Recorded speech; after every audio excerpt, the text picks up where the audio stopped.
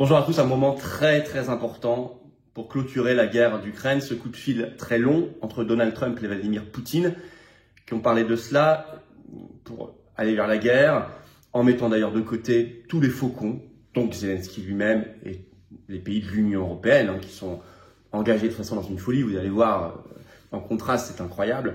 Malheureusement pour la France, qui va devoir maintenant choisir le destin qu'elle souhaite, parce que ce coup de fil, cette discussion, c'est pas simplement pour parler de la paix en Ukraine, même si vous allez voir c'est très important et tout concorde, c'est que ça va aller vite. C'est une véritable refondation du monde intéressante. C'est-à-dire, on se reparle, on dialogue avec les BRICS, on arrête l'ambiance de guerre froide, on rééchange.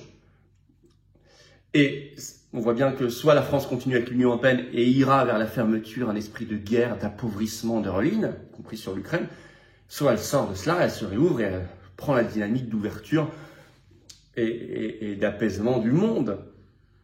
C'est un choix maintenant, on est au pied du mur. Et notre décision, c'est est-ce qu'on est libre ou pas? Si on est libre, on prendra le bon choix. Si on ne l'est pas, on prendra le mauvais choix, le mauvais chemin. Je vais tout vous expliquer de manière très concrète. On va parler de ce coup de fil d'1h30 entre Poutine et Trump, bien sûr, dans cette vidéo.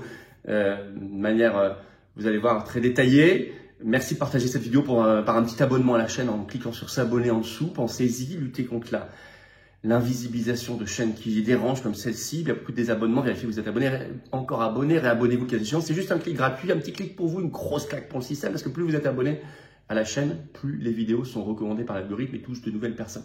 Et c'est donc formidablement efficace. Merci à vous. Ce vendredi 14 février à 19h, on est en direct. Gros direct, pas vu l'actualité. Par aussi des scandales autour de Bayrou, et puis toutes vos questions, surtout, je découvrirai en direct, et puis toute l'actualité française et mondiale.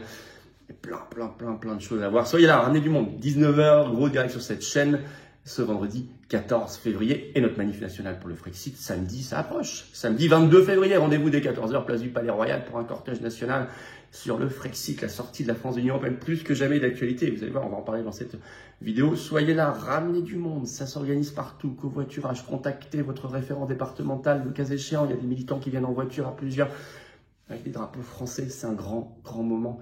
Les patriotes dans l'action, et on invite tout le monde dans le rassemblement et dans l'action concrète. Évidemment, vous savez, nous avons lancé, et je dois vous en parler là, une pétition nationale parce que le 19 février, la nomination de Richard Ferrand à la tête du Conseil constitutionnel peut être rejetée. Oui, on a fait les calculs, c'est assez facile, mais il faut faire pression. Allez en lien sous la vidéo en description, parce que ça serait pour 9 ans, sa nomination. Catastrophe, une perversité de Macron. Signez-la, relayez-la en lien sous la vidéo en description, la pétition nationale contre Richard Ferrand au Conseil constitutionnel, l'homme qui veut un 3e mandat de Macron.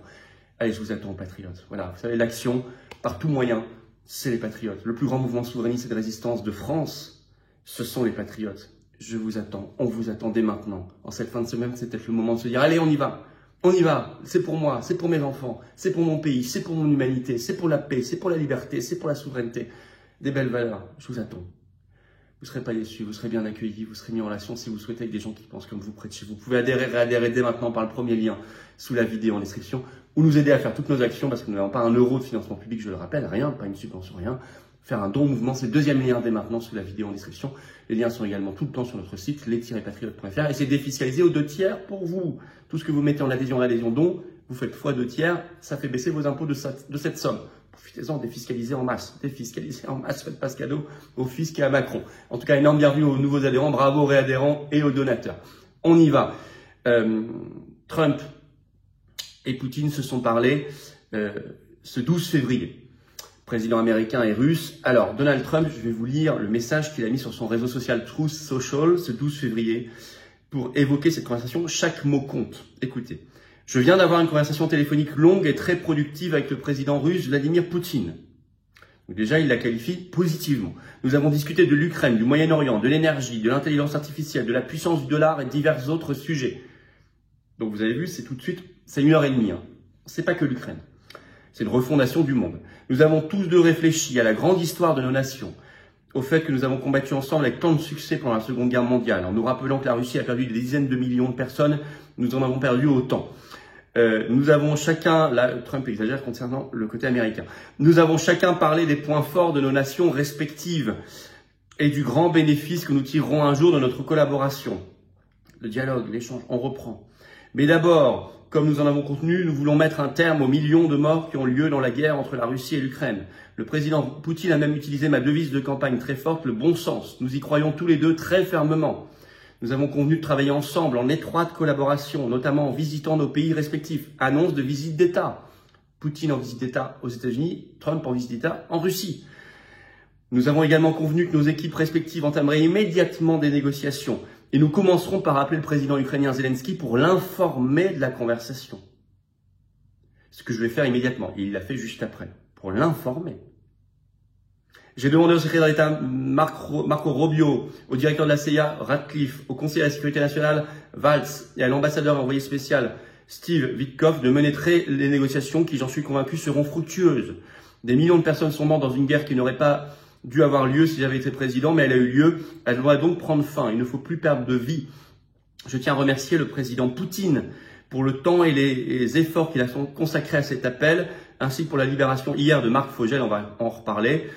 Je suis convaincu que cet effort aboutira à une conclusion heureuse bientôt, je l'espère. C'est très positif. Vous avez vu que c'est pour aller vers de très bonnes relations entre les États-Unis et la Russie sur divers sujets. Ça commence. Et en réalité, plus tard dans la soirée, donc effectivement, il annoncera que il a appelé Zelensky pour l'informer. Le Kremlin a confirmé des pourparlers de paix. Et effectivement, ça s'est tout de suite concrétisé par un échange de prisonniers. Le Russe Alexander Vinnik a été libéré par les États-Unis contre l'Américain Marc Fogel. Donc c'est vraiment très concret. Et les autorités américaines ont confirmé largement, tous azimuts. Par exemple, Le Monde en parle dans un article le 12 février. Donc le secrétaire d'État à la Défense américain, Pete Hegseth, était à Bruxelles. Il a beaucoup détaillé tout cela en disant « Il n'y aura, je cite, pas de retour aux frontières pré-2014 de l'Ukraine ». Donc ça règle notamment la question de la Crimée, ça date de 2014, ce sera bien en Russie. Il n'y aura, je cite, pas d'adhésion à l'OTAN. Je vais vous citer un petit extrait de ce qu'il a dit. Le secrétaire d'État, ça c'est Le Monde, à la Défense américaine juge irréaliste le retour aux frontières de l'Ukraine d'avant 2014. Pete Hegseth a jugé mercredi irréaliste d'envisager un retour à l'Ukraine de ses frontières d'avant 2014, qui exclut du territoire la Crimée. S'exprimant à Bruxelles, il a ajouté qu'il n'était pas réaliste de songer à une adhésion de l'Ukraine à l'OTAN après un éventuel accord de paix. Par ailleurs, il n'y aura pas de troupes américaines en Ukraine. Il l'a précisé aussi, je cite, toujours Le Monde. Les États-Unis n'enverront pas de troupes en Ukraine dans le cadre d'un éventuel accord de paix, a affirmé mercredi à Bruxelles, donc ce 12 février, le nouveau secrétaire d'État à la Défense américain, Pete Hegseth, lors d'une réunion au siège de l'OTAN. Pour être clair, il n'y aura pas de troupes américaines déployées en Ukraine, a-t-il affirmé. Trump a ajouté qu'il y avait, je cite, un cessez-le-feu dans un avenir pas si lointain. Et selon le Huffington Post, ce secrétaire d'État américain à la Défense a tenu, je cite, des propos très cash. Et l'OTAN et les États-Unis ne seront pas engagés, ni même au titre de l'article 5, s'il y avait des troupes d'autres pays. Tout le monde est prévenu. L'article 5, c'est l'article de solidarité de l'OTAN. Je vais citer un extrait du Huffington Post. Il appartiendra aux Européens et à d'autres pays de trouver les garanties de sécurité robustes qui seront nécessaires au maintien d'une paix durable en Ukraine, a averti Pete Hegseth. Si les troupes de maintien de la paix sont déployées à un certain moment, elles devront l'être dans le cadre d'une mission qui ne soit pas de l'OTAN et non couverte par l'article 5 de l'Alliance, qui prévoit l'assistance des membres de l'OTAN en cas d'attaque contre l'un d'entre eux. Tout le monde est prévenu. Les États-Unis s'engageront en aucune manière. C'est ça que ça veut dire. Alors, vous avez remarqué que Zelensky est mis de côté, les pays de l'Union européenne aussi, c'est-à-dire qu'en fait, c'est une stratégie. On débranche les faucons. Parce que eux, on sait, Zelensky, pantin, de l'état profond, l'Union européenne complètement délirante là-dedans, mais ça, nous le dit depuis plus de 3 ans, depuis 3 ans, là, dans les analyses, ça se confirme. Il y a des branches, même quasiment pour leur bien, en disant, écoutez, on ne peut pas faire la paix avec vous, de toute façon, vous n'en voulez pas et vous sabotez tous les efforts de paix depuis 3 ans. Donc, ils sont débranchés. Ils sont simplement tenus informés concernant Zelensky. L'Union européenne, regardez le décalage, en pleine folie. Je rappelle, c'est pas vieux parce que la décision doit être prise maintenant. Dépêche Reuters le 29 janvier, je cite, le 16e paquet de sanctions, 16e de l'Union européenne contre la Russie, devra contenir, je cite, des matériels de vente sur les jeux vidéo. Mais on en est là. Je vais vous citer un extrait de la dépêche Reuters. La Commission européenne a inclus des restrictions sur les ventes de jeux vidéo et de joysticks et de manettes à la Russie dans son 16e paquet de sanctions contre Moscou. Les restrictions auraient un impact sur les ventes de consoles telles que la Xbox de Microsoft, la Switch de Nintendo et la Sony PlayStation. Enfin, n'importe quoi. Nous, on en est là, si vous voulez. Il y a un monde maintenant entre d'un côté États-Unis, Russie qui repart, donc ça veut dire que derrière ça va être l'ouverture à tous les BRICS, et de l'autre côté l'Union européenne qui va maintenant interdire les PlayStation et les Switch en Russie. Enfin, d'ailleurs, c'est même pas, ce sont des produits japonais. Donc bon. Enfin bon, bref. Enfin tout ça, on va essayer de restreindre pour des raisons obscures. Enfin tout ça, c'est ridicule. Ce qui est simplement certain, c'est que si on continue dans cette voie, on finira par y envoyer des soldats. On y enverra encore plus d'armes et d'argent. Donc c'est la ruine. On sera les dindons de la farce totalement. Mais ça, nous, on a prévenu depuis le début. Si la France continue dans cette logique de l'Union européenne et de considérer Zelensky comme un homme, le nouveau Churchill extraordinaire, alors nous irons à la fin, non seulement c'est pas nous qui ferons la paix, mais on paiera tout, et on paiera également le prix du sang et des soldats. Excusez-moi, mais c'est le chemin qui semble s'engager. Hein. On ne s'est absolument pas trompé depuis le début. Vous pouvez reprendre les vidéos sur cette chaîne. D'ailleurs, l'Union européenne a réagi à ce coup de fil Poutine-Trump dans une panique totale. Le Monde, le 12 février, en réaction, en parle, je cite. « France, Allemagne et Espagne affirment que l'avenir de l'Ukraine ne peut se décider sans Kiev et les Européens. Il n'y aura aucune paix juste et durable en Ukraine sans la participation des Européens », a déclaré le Français Jean-Noël Barrot, ministre des Affaires étrangères, tandis que l'Allemande Annalena Baerbock et l'Espagnol José Manuel Álvarez Bueno assuraient qu'aucune décision sur l'Ukraine ne pourrait être prise sans l'Ukraine au moment où Trump et Poutine sont convenus de négociations immédiates sur l'Ukraine. Bon. Donc, en fait, ils veulent pas la paix. Ils viennent de le redire. Il n'y aura pas de paix. Il n'y aura pas de paix. Ils veulent pas la paix. Et là, ils sont coincés. Donc, on est à un moment, si vous voulez, ça dépasse même l'Ukraine. On est à un moment et un choix, un moment historique d'une refondation du monde, dans le sens d'un nouveau dialogue, d'une main tendue aux BRICS. La France libre serait parfaitement outillée pour prendre toute sa place dans ce nouveau monde, surtout avec son espace maritime, son outre-mer merveilleux, qui lui permet de parler, d'avoir 30 pays frontières. Mais il faut être libre pour ça. Il ne faut pas être dans l'Union européenne et dans l'OTAN, pour être clair.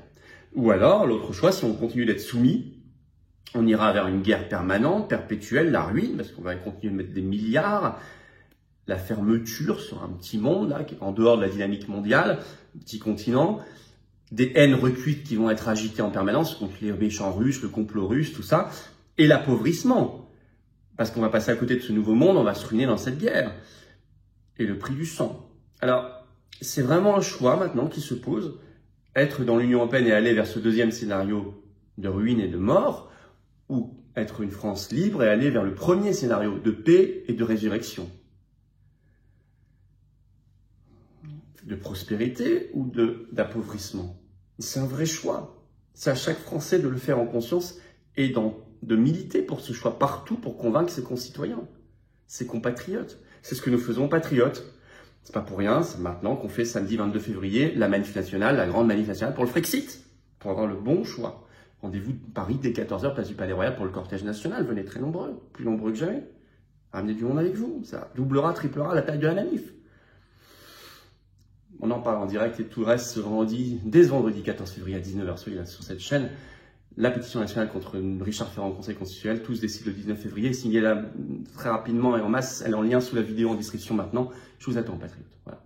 Vraiment, vous voulez la paix, prenez la carte orange d'adhérent ou de réadhérent ou aidez-nous à faire nos actions par un don au mouvement indépendant qui n'a pas un centime d'aide publique ni d'aide des banques. Profitez de la défiscalisation, surtout adhésion, réadhésion ou don au mouvement. C'est défiscalisé aux 2 tiers pour vous. Vous mettez 300 €, ça enlève 200 € de vos impôts. Vous en mettez 30, ça enlève 20. Vous mettez 60, ça enlève 40. Vous mettez 100, ça enlève 67. Vous mettez 20, ça enlève 13. Vous mettez 600, ça enlève 400, etc. Et puis vous rejoignez des combats, des valeurs de liberté, de prospérité, de paix, d'indépendance de la France, de France libre. Pour nous et nos enfants, c'est précieux, c'est beau, c'est noble, c'est le combat. Il faut venir maintenant. J'ai besoin de vous. Isolé, on fera rien. On fera rien. C'est un piège du système de l'oligarchie. Ensemble, collectivement, on fera tout. Et on gagnera. 2025 est une année époustouflante, de grands changements. C'est le moment de venir. Je vous attends. Vous pouvez adhérer dès maintenant par le premier lien sous la vidéo en description. Ce lien, je l'ai mis également en commentaire. Il y a une petite fiche sur l'écran maintenant et dans quelques secondes, un lien sur l'écran. Faire un don au mouvement, c'est le deuxième lien sous la vidéo en description. Les liens sont également sur les-patriotes.fr, notre site. C'est défiscalisé aux 2 tiers, je vous l'ai dit. Faites baisser vos impôts, profitez-en. Faites pas ce cadeau à Macron et à Bayrou. Et puis, énorme bienvenue aux nouveaux adhérents patriotes. Bravo aux donateurs, aux réadhérents. Du fond du cœur. Et vive la France.